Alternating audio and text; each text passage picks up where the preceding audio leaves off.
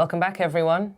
So, as we were discussing in the first part, this article concerns a series of negative financial news articles, crisis after crisis after crisis, causing financial ups and downs.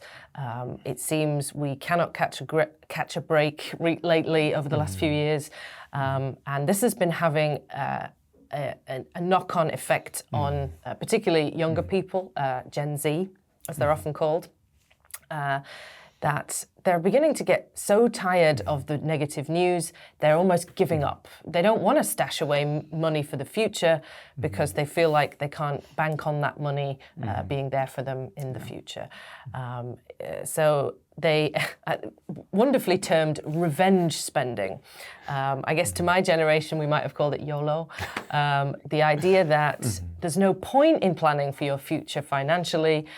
It's so unpredictable and unstable. You might as well spend it now. You might as well enjoy it now. So yes, people are beginning to worry that this will cause, problems further down the line because people are not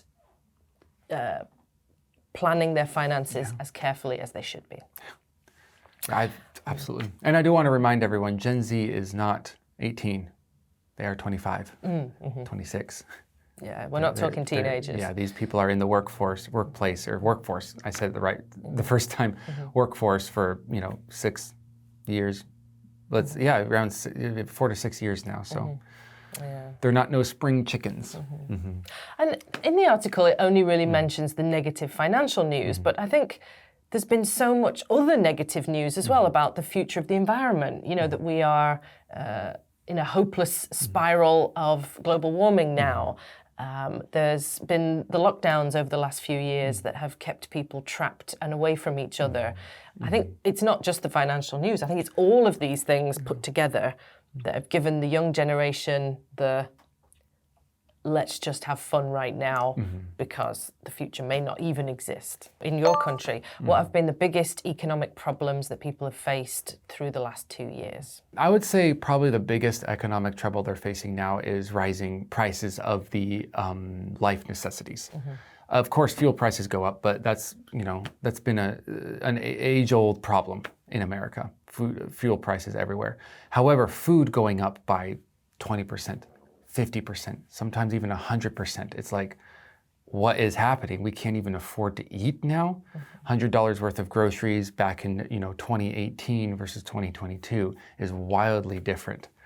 And so definitely there's that economic struggle and problem through just the daily necessities. But also people's life savings disappearing. People betting it all on bad investments. That's also been a problem these days. I think it's the same in Korea with cryptocurrency issues. That has been a worldwide phenomenon that has increasingly been revealed as a worldwide scam. And although cryptocurrency itself is not a scam, it's a real thing, the blockchain technology, the way people have used it has been very scam-worthy in a lot of ways.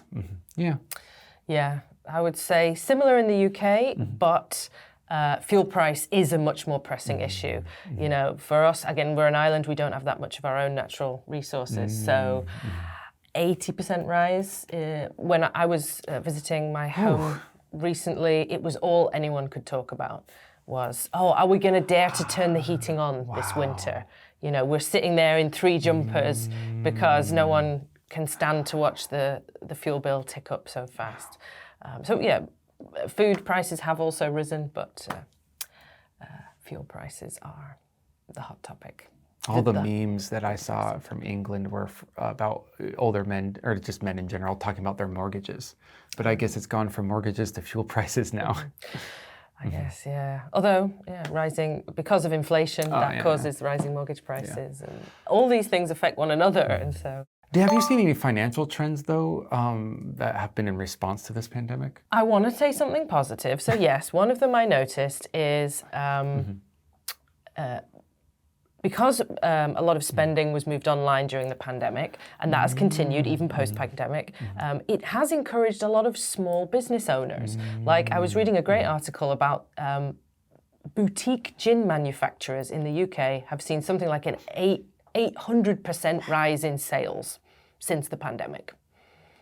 So I guess that tells me two things. One, that the British are coping with pandemic and other issues by drinking a lot of gin, and they're choosing to buy it from smaller producers rather than the mass market typical brands.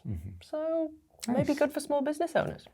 Because they have like more time on their hand. They're like, I want something special during the pandemic. I don't want Bombay. I want something that's going to really hit good. And I want to help these small creators rather than just paying the typical big companies. Because I've got to get it delivered anyway. So it doesn't matter how far I have to travel. I have to travel to get it. So let's take a closer look at some of the interesting vocabulary. There was some really good ones. Revenge spending. Make sure you memorize that one. And we'll see you in the next one. Bye-bye.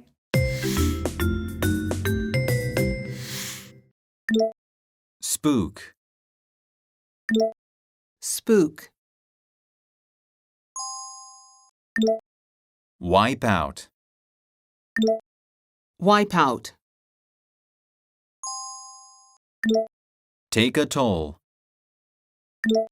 Take a toll. Streamline. Streamline. Stash away. Stash away.